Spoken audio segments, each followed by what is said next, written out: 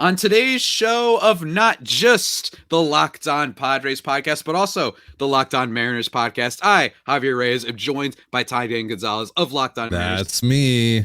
To preview this two-game bonanza, talk about the biggest storylines between these two teams having very different seasons, trade deadline acquisitions, how that's going, what are the vibes, what's the playoff picture, all that and more. So let's get to it.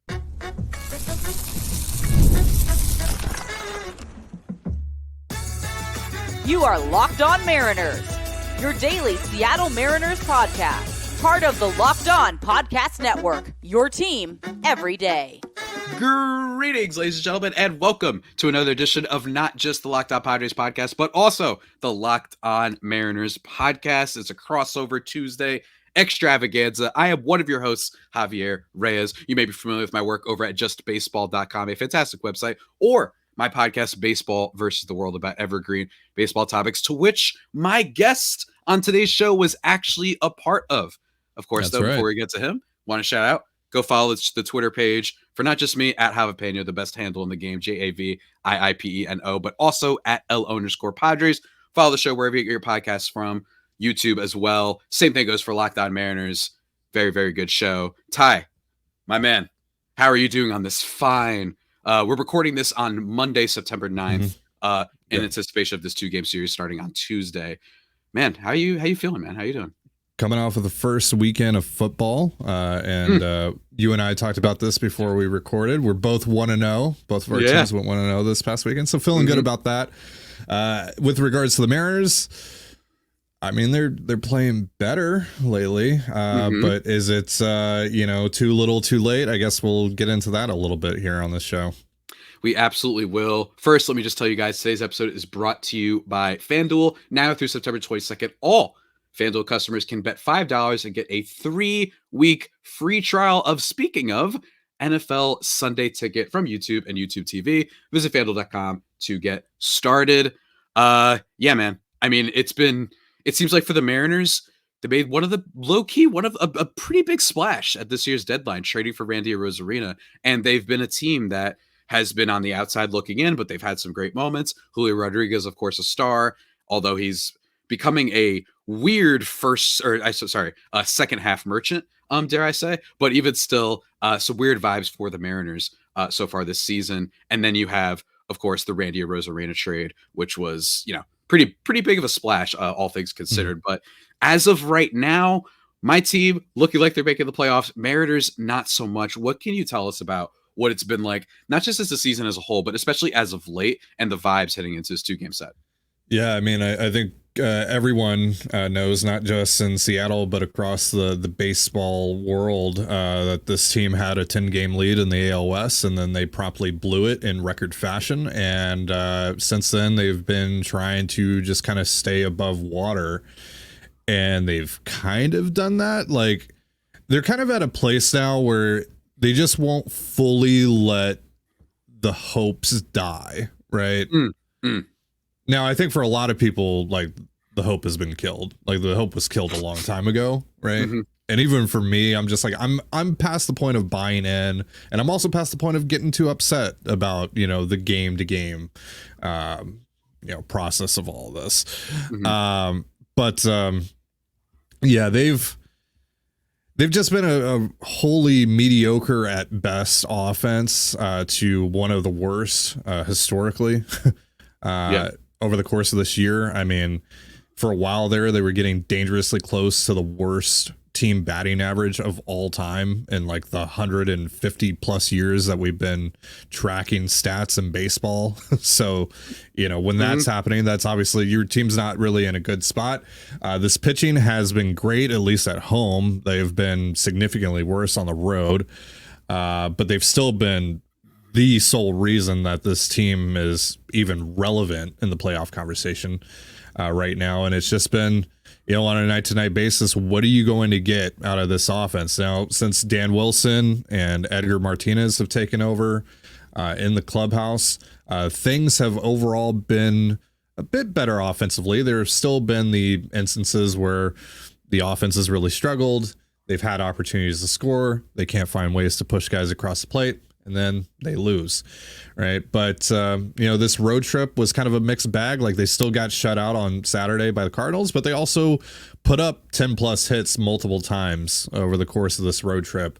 They scored 16 runs in Oakland. They scored 10 runs yesterday to secure a series win in St. Louis. So right now, it's just, I don't really know what kind of version of this team we're gonna get, but the Twins continue to lose, and the Astros are they're weird, man. Like they'll look unbeatable, and then they'll get swept by the Reds for some reason. So I don't really know how to feel about them. Like, right now, they're not really necessarily running away with this thing, but I think just with how inconsistent the Mariners have been, I would be very surprised if they won this division. And I still think we're getting set up for another one of these years, which has happened far too many times over the last decade with the Mariners, where they're going to miss the playoffs by a game or two. And I'm just kind of preparing myself for that.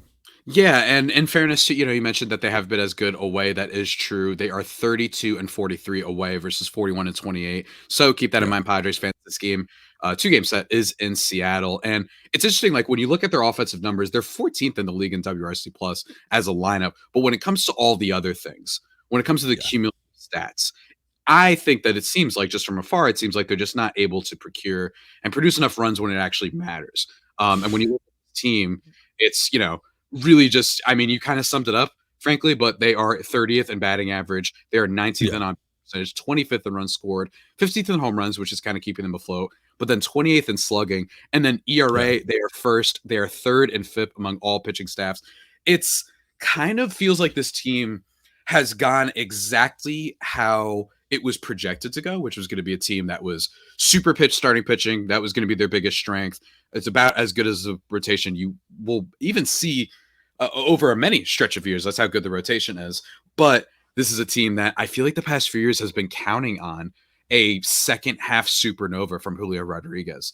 And this year he's been better in the second half, 112 WRC plus, but that's not like significant. It does not seem like he's able to shoulder the load all to himself. Acquisitions like Randy Rosarina, Luke Raley, it just doesn't seem like they have the lineup help. And like you said, it feels like it's always this team that's on the outside looking in and kind of like a little bit, right behind. They're definitely not a bad team. They're definitely not bad. It's just that, like you said, they're always behind. And then the Astros, once again, because this is just what they do, even when that team isn't playing very well.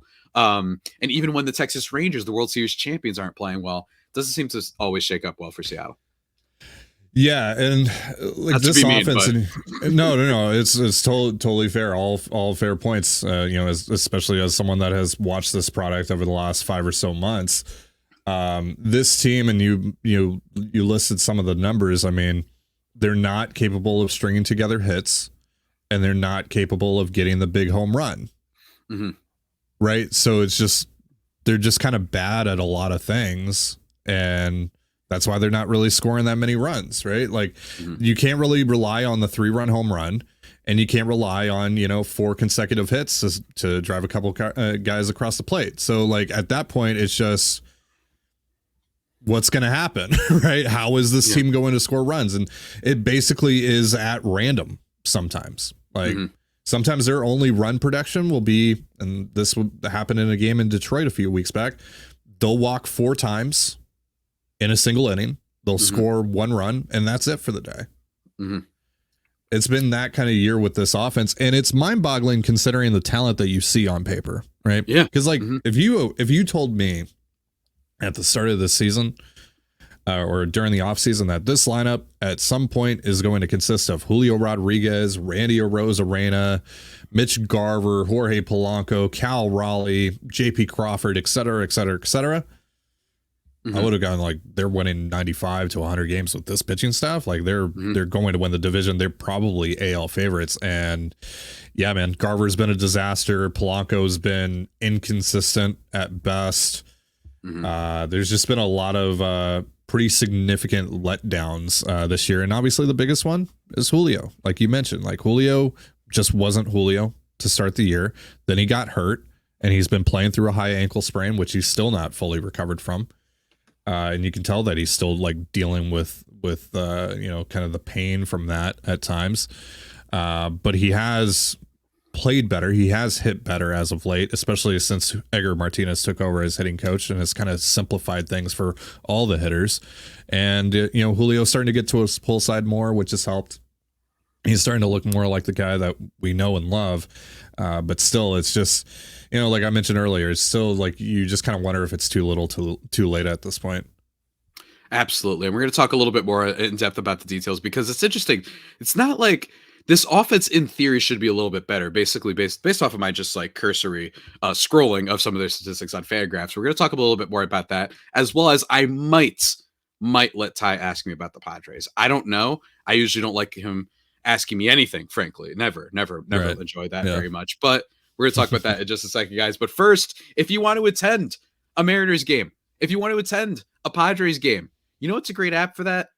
Not the one that I just put there, Stitch Fix, but in fact, Game Time, ladies and gentlemen. It is fantastic. We've been having them as a sponsor of Locked On for a very long time and has a new feature called Game Time Picks that makes getting tickets for your favorite live events even easier, filtering out the fluff to show you incredible deals, only incredible deals on great seats so you don't have to waste time searching through the thousands and hours and mounds of different seats. They have that going for you. They've got different zone deal things where you pick a zone, they give the ticket to you, and then they give you a discount. They've got flash deals to say you're out and about, maybe you're playing some video games or whatever, and then you're like, you know what? I'm actually free tonight to go out for a game. You know what? Let me go. Guess what? The tickets will actually go down in price the closer as you get, thanks to Game Time. All-in pricing allows you to toggle and show upfront. No surprising fees at checkout. They've got seat views. If you're a visual learner, you just click on it. They'll show you what's going on. And they have your tickets covered as well. Lowest price is guaranteed, or Game Time will credit you 110% of the difference. So what, you silly scallywags, are you waiting for? Download the Game Time app, create an account, and use code LOCKEDONMLB for $20 off your first purchase. Again, download the app, create an account, use LOCKEDONMLB for $20 off. Really simple. What time is it? What time is it, Ty? What time? Game time. That's right. Go check it out.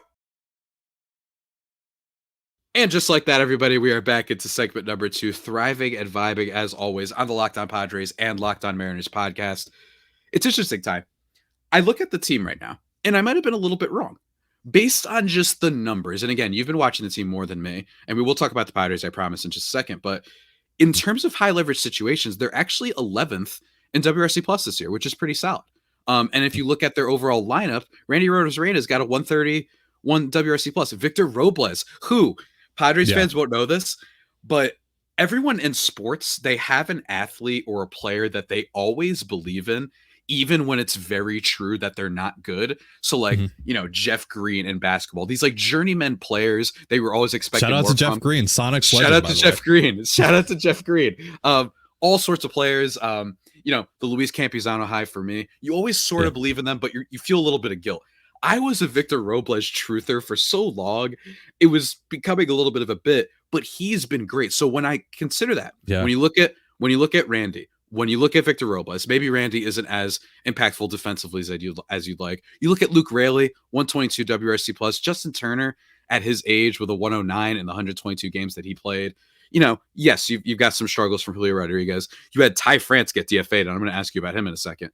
But on paper, those offensive numbers with the pitching, and then with the fact that they haven't been historically unclutch. Maybe the offense isn't good historically, but the clutch factor does not seem to be the craziest thing.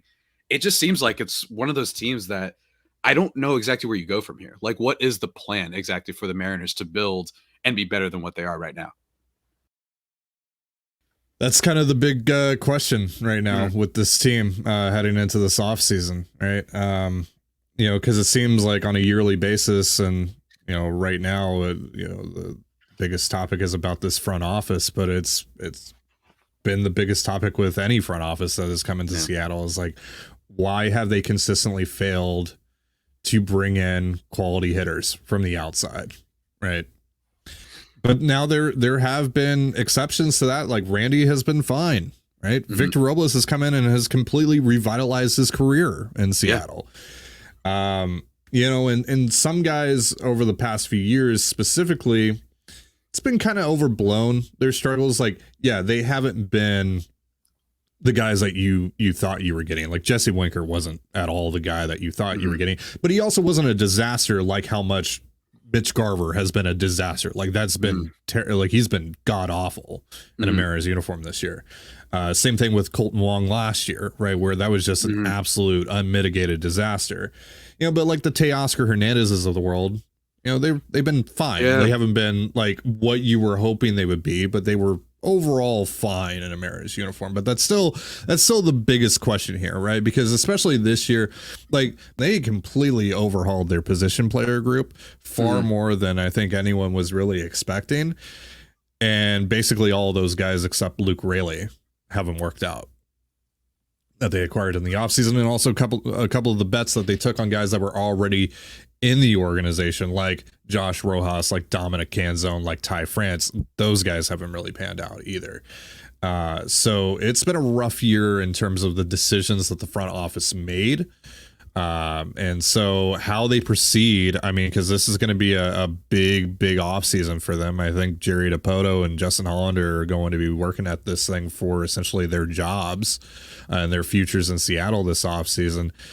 How do they fix this? Because they've been really good at pretty much everything else. They've been really good at drafting. They've been one of the best teams at drafting. I mean, they've turned this farm system into a top 5-ish, top 2-ish farm system twice in the last 5 years, right? They've developed one of the best rotations in baseball, if not the best rotation in baseball, with 4 homegrown guys, right? So they've been really good at a lot of things, a lot of the very hard things that a lot of front offices really struggle at getting right and sometimes never do get right. But there's just this one thing that they just haven't been able to crack the code on. And so that's kind of what their jobs and their futures in Seattle are ultimately hinging upon, because this is what has ultimately capped this organization's ceiling over the last couple of years, because they ended the drought in 2022, right? And it's like, all right, well, now the next thing, like the biggest expectation from this point forward, it's no longer just getting to the playoffs. It's no longer just getting to the dance. Like, we want to win a division. We want to compete for a championship.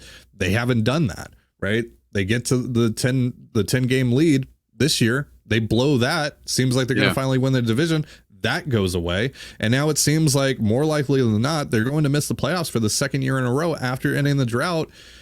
And you're just kind of wondering, like, where do we go from here? Because like time's starting to run out on, how cheap your pitching is. And this is unfortunately not an organization that is willing to spend a lot of money right now. So it's a weird place that this organization is in. And for me, especially as someone that lives in Toronto and has seen the Blue Jays, a bit closer than most people over the last few years, like I'm terrified of winding up like the Blue Jays and how high it seemed their ceiling was, and they never really got there. So, absolutely.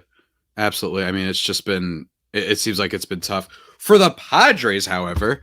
Yes. Yeah. Let's enough about the Mariners. Tell me about the Padres, Javi. I mean, let me tell you, it's been pretty good. They are 5-5 over their last 10, so this is still an important series. But they are currently number 1 in terms of the wild card standings, with a 1-game edge over the D-backs, the 3-game edge over the Atlanta Braves. Things have been okay.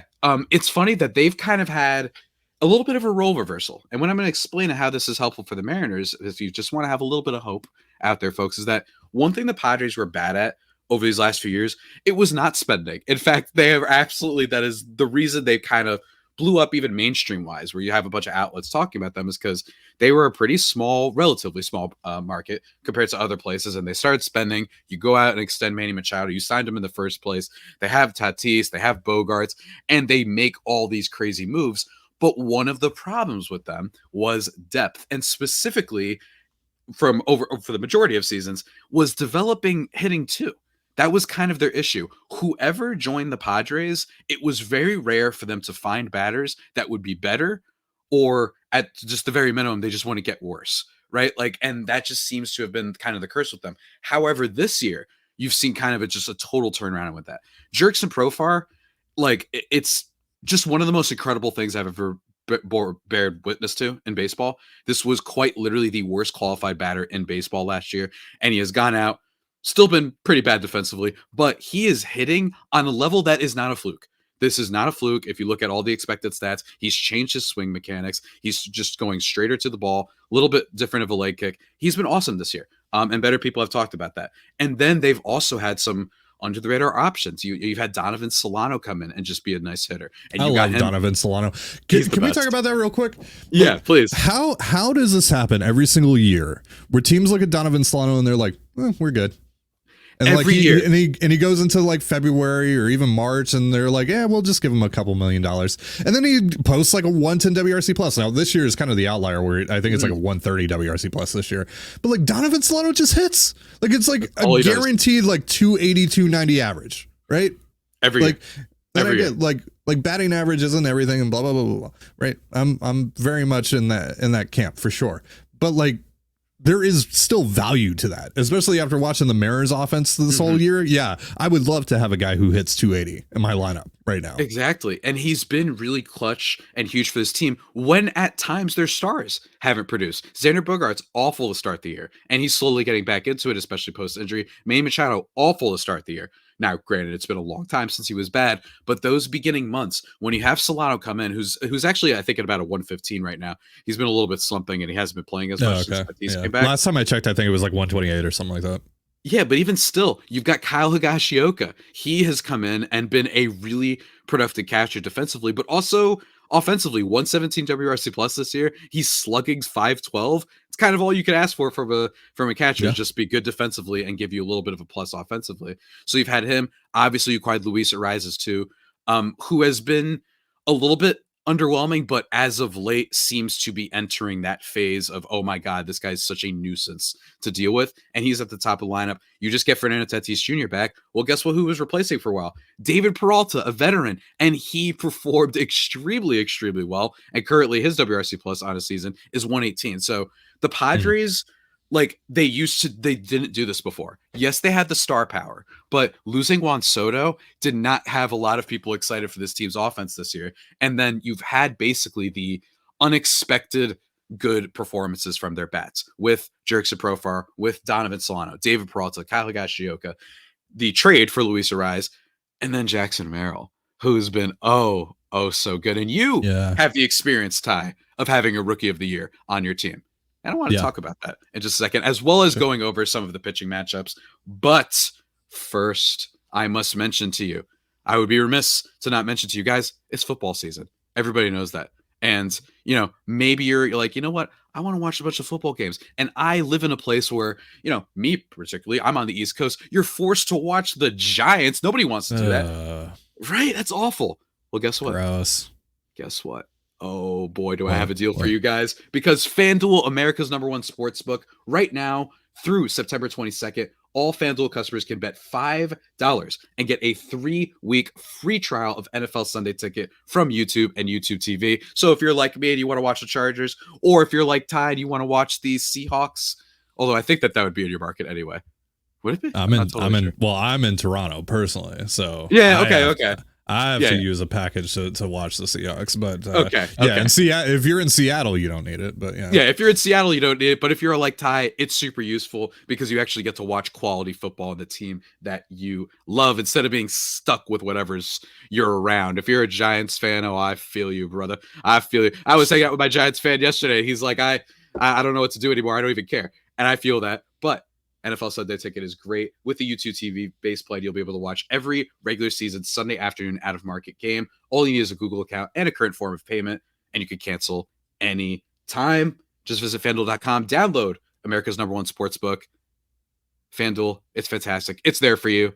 Go check it out. And just like that, everybody, we are back thriving and vibing, as always, into segment number 3 of the Locked On Padres and Locked On Mariners crossover extravaganza. I just teased about Jackson Merrill. I want to talk about it real quick. Ty, I want to ask you just from the outside. You cover baseball. You cover baseball, obviously. Yeah. I really hate, and we actually talked about this before recording, that you got to be kind of like, you just got to be crazy now when it comes to sports analysis, right? And everybody's got to, you're an idiot for thinking Giannis Antetokounmpo is the MVP over Nikola Jokic, or you're the idiot for thinking the vice versa. Well, Right. you kind of see that in baseball right now. You see it in every sport where you kind of got to go one way. Twitter, mainstream sports outlets, whatever.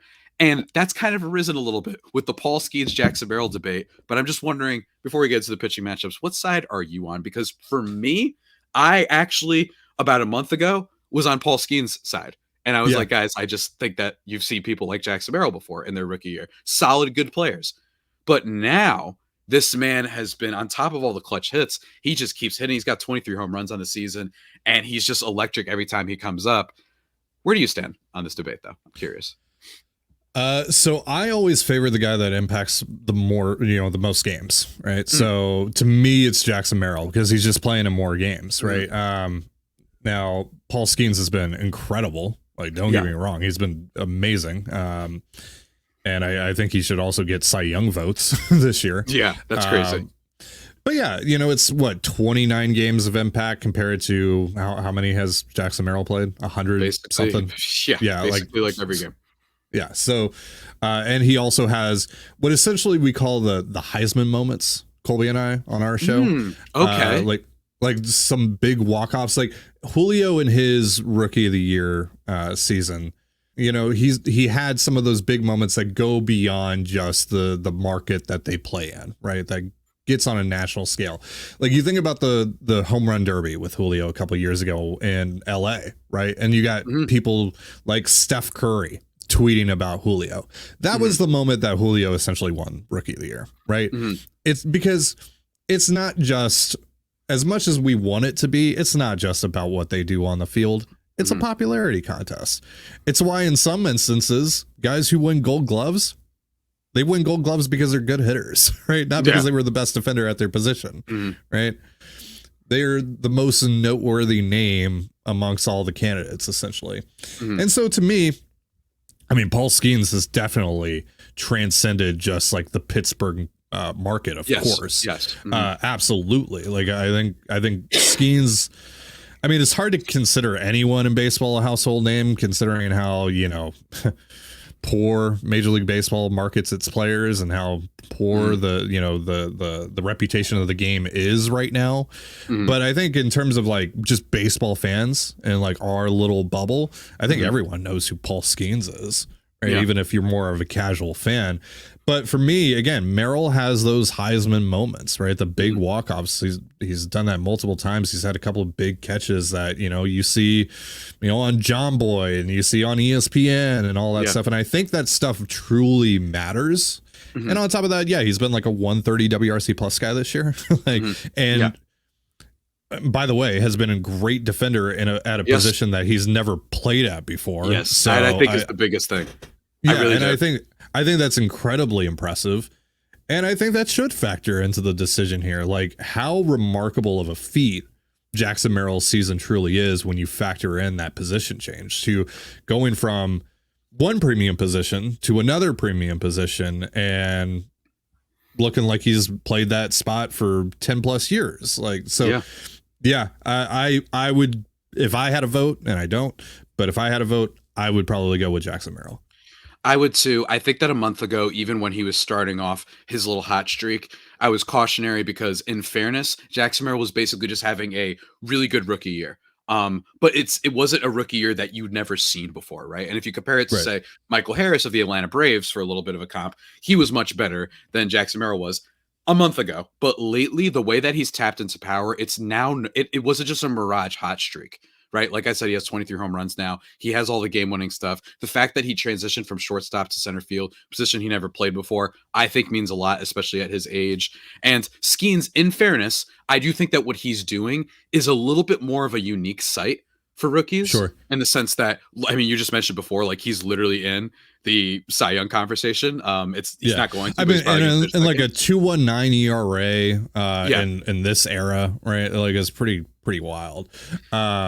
Like when you look at what pitchers are doing, But again, I think earlier I said it was 29 games of impact. It's actually 19 games of impact compared to however many games that Jackson Merrill has played. Let me see here. How many games has it been? 140. Yeah. So like that really determines it for me. And that's just how I feel in general about pitchers winning awards like this that offensive players are also up for, like Rookie of the Year, like MVP. It's just you're getting significantly more impact on a day-to-day basis out of those guys. Now, Paul Skeens, I mean, when he takes the bump, pretty good shot that the Pirates are going to win that game. But still, I just, to me, it's Merrill just for that alone. I don't think it's impossible for Skeens to just go absolutely on a rampage over these last couple starts or whatever. But for the most part, I think that Merrill's got this. He's literally the leader in wins above replacement for the entire Padres team at this point, 4.5. Yeah. He might finish as a 5-win player. So he's definitely surpassed. Oh, and that also matters, by the way. The fact that he's on a playoff team and Paul Skeens isn't. Yeah. Yeah. So. And look, Merrill's going to beat it. He's going to beat the not having a famous girlfriend, stuff. So accusations. I was about to say accusations. He's going to survive that. And, he had the media thing on his side, but I think Merrill's done too much. But last thing I want to conclude with Mariners, Padres pitching matchups on Tuesday. That's the day that everybody's listening to this podcast. It is one Sir, at least according to the app that I'm looking at, George Kirby going up against Yu Darvish. What can you tell us about George Kirby right now? He's really struggled as of late. Okay. He's gotten hit around quite a bit, and I mean that's going to happen when you have someone who throws as many strikes as he does and stays around the zone as much as he does, but he hasn't found a consistent out pitch. And he's gotten exposed more often than not as of late, and the command at times hasn't been all the way there either, which is pretty atypical for George Kirby. So I mean, I think you can make a pretty strong argument that over the last month or so, he's been the Mariners' worst starter. Hopefully that keeps up. I'd love that. I would be a big fan of that keeping up. For the Padres, just to quickly say, Yu Darvish, I think that both of these games, these matchups are fascinating. Darvish, not because of the quality, but he's just working his way back from injuries and his personal issue that kept him out for so long. He looked actually okay in the 2 2/3 innings that he did the last start, but you don't know what you're going to get. That does not mean that if he's pitched poorly tomorrow, that it's an indictment on his ability. He's falling apart. The sky's falling, but he's still working his way back. So I think that in terms of what matters more for the Padres in a playoff series, I think this Yu Darvish start is going to be big time. And we'll see, especially against a Mariners lineup that has been a little bit struggling, should be a solid test for him. So I'm looking forward to that. And then the next game, Michael King versus Brian Wu. This is just, in terms of quality, two great pitchers. Michael King has been, I think, personally one of the least discussed pitchers in the National League. The fact that the Padres, in a vacuum, probably won the Juan Soto trade because not only did they get the prospects necessary for Dylan Cease, they also got Higashioka, some good depth pieces, and Michael King, who's been electric. 3.10 ERA on the season, 185 Ks. He's been great, and this isn't a guy who's been up and down. He's probably going to finish in the top 5 or 6 of Cy Young voting. And then you have Brian Wu going for the Mariners. What can you tell us about him? Dude, I could talk for hours about Brian Wu. I love Brian Wu. So not only is it like the most effortless delivery you've ever seen, he is just straight up dominating guys with just fastballs for the most part. Now, though, we're getting to a point with Wu where he's starting to feel himself a little bit. And his last start in Oakland, he actually kind of threw the kitchen sink at them. Like he started throwing a slider with a bit more regularity, started throwing a changeup with a bit more regularity. Like it's really interesting to see how he's developing, but I haven't looked at the numbers recently, but the last time that I did, and again, like before that start in Oakland, he was almost exclusively just throwing fastballs, 4-seam, 2-seam, which are both incredible pitches. The 2-seam is ridiculous. He had like the second lowest barrel percentage against and like the 5th lowest hard hit rate against. And again, throwing fastballs. Like when guys make contact with fastballs, usually they are hit hard. Yeah. Like, and that's we talk so much about and you know, we talk about how much George Kirby throws strikes and how much of an elite strike thrower he is. And you look at the walk rates and all that. Brian Wu is like even more so on that. Like he is constantly around the strike zone. And the one time that he wasn't really this year was that last start in Oakland when he was starting to, you know, throw more off speed pitches. Right. So The fact that he's already doing this with just, again, 2 fastballs really makes me very excited about what the future looks like for him, because right now he has shown against really any level of competition over the, throughout the major leagues, he's been able to not just get by, not just give his team a chance to win on almost every single night, but actually dominate some lineups with just those 2 pitches. So, yeah, I mean, there's been some arm fatigue issues over the course of this year, but it seems like he's worked through those. He's healthy, and he is by far my most favorite pitcher to watch in this rotation right now. Should be fascinating to watch. The Padres are pretty good at drawing walks this year, and Brian Wu has not been walking anybody, just a 2.4% walk rate on the year, which is obscene. And based on some of the advanced stats, doesn't necessarily suggest that he's been getting super lucky either, on top of what Ty was just breaking down. So really, in terms of just pitching, this is your series. You've got some storylines for both teams to watch. I'm really excited for it because, I don't know, it's always kind of fun playing Seattle. I don't know, there's something about it. So we'll see. It's because it brings us together, Javi. Yeah, that's exactly right, man. That's exactly right. For everybody else, stay tuned to the episode. We will be recapping them both on our respective shows. Go check out Locked On Mariners. Go check out Ty on Twitter at Ty Dane Gonzalez, or me on Twitter at Javipeno, the best handle of the game, JAVIIPENO. And until that next time, stay faithful, my Friar Faithful homies, and stay sensational, my Seattle brethren. Take care and stay golden.